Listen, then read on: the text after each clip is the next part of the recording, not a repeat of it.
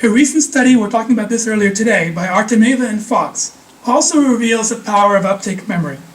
They studied the relationship between genre awareness and genre performance in a first-year engineering communications course.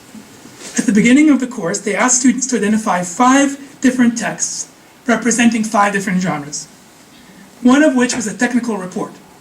Okay? 77% correctly identified the technical report and were able to explain why they identified it as such. So they demonstrated genre awareness.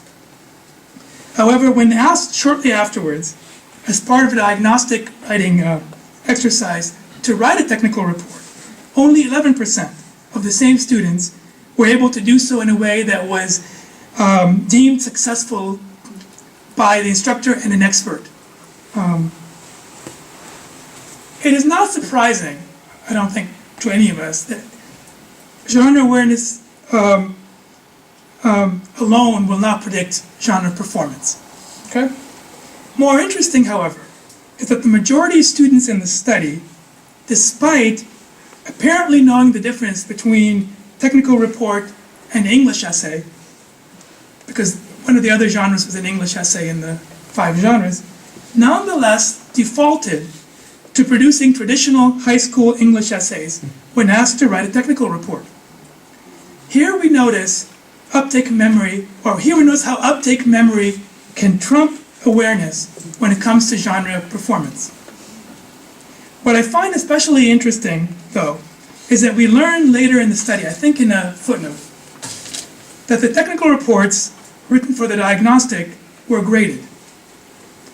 This raises a question about the role that grades and the stakes associated with those played in leading students to default to producing English essays rather than risk taking up their still tentative knowledge of technical reports. This again points to how uptake is more complex a site of agency than our theories of genre have generally acknowledged.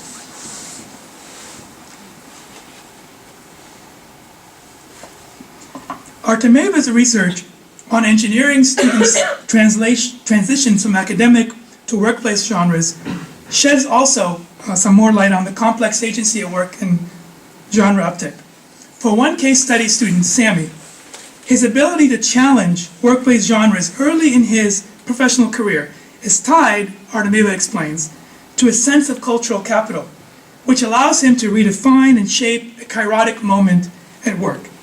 Sammy's cultural capital is an inheritance of sorts, willed to him by his father and grandfather, also engineers, and by a sense of belonging. This is what he says in the interview. My dad passes that information to me. So in a sense, I get to carry around years of experience before I even begin my career. I have the feeling I have been there before, unquote. Here again, we are reminded of Friedman's point about the long, ramified, and intertextual memory of uptake that comes to bear on the performance of genre in ways that exceed genre knowledge alone. I'm realizing I may have more examples than you needed, but I'm going to add another little thing now. Not only is uptake a complex site of agency, it is also a site of power. Borrowing from Rebecca Nowacek, to me, her book, Agents of Integration, is probably the best study of transfer we have. And I have a huge bibliography on on transfer and genre. If anybody's interested, maybe contact Joyce, and I'm happy to send you an attachment, and you can forward it, or however you. I just blew up your inbox. Everyone's going to be wanting the bibliography. I'm going to type a request for it right now on my iPad. Got it. Okay. Borrowing from Rebecca Nowacek's work on genre and knowledge transfer, we can see how uptakes are brokered. Okay.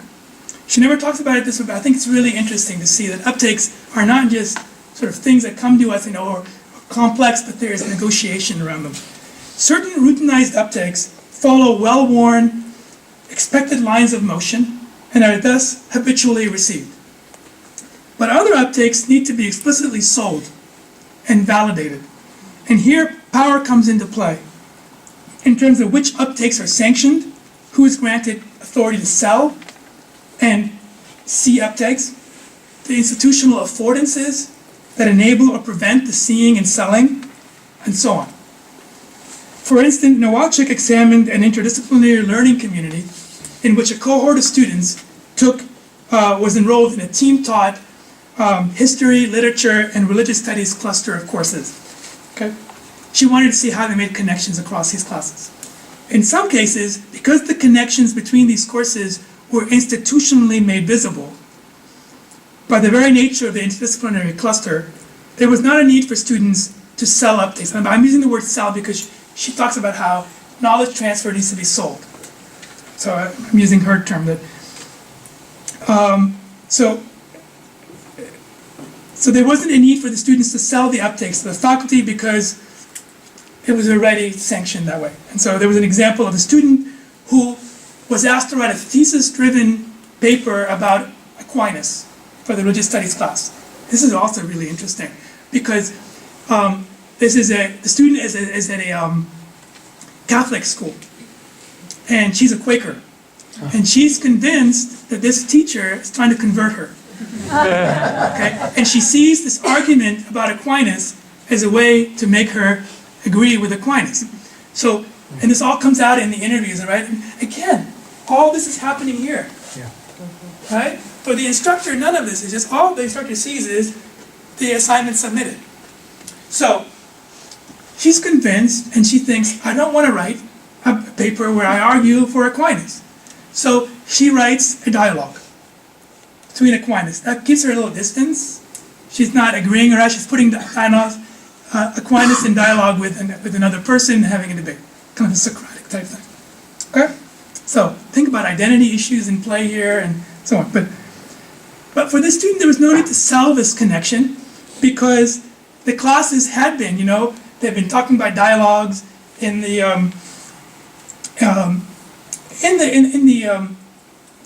history class, and so the genre transfer was acceptable. It could very well not have been if it wasn't a cluster of classes. And so we know it was well received because the instructor responded positively.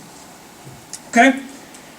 But even within such an institutional arrangement, Nowalczyk identified several instances in which students needed to or were unable to sell their uptakes.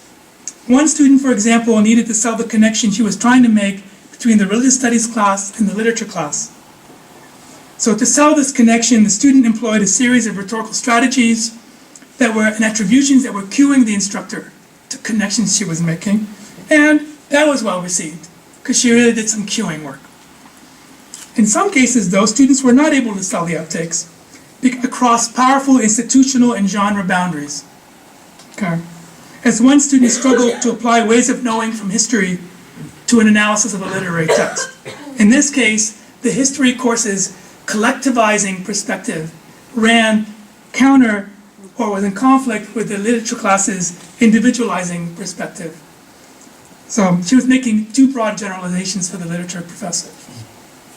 As a result, while the student was able to see connections between disciplinary areas of knowing, she was not able to sell them in ways that her literature professor would find persuasive, even within a similar genre.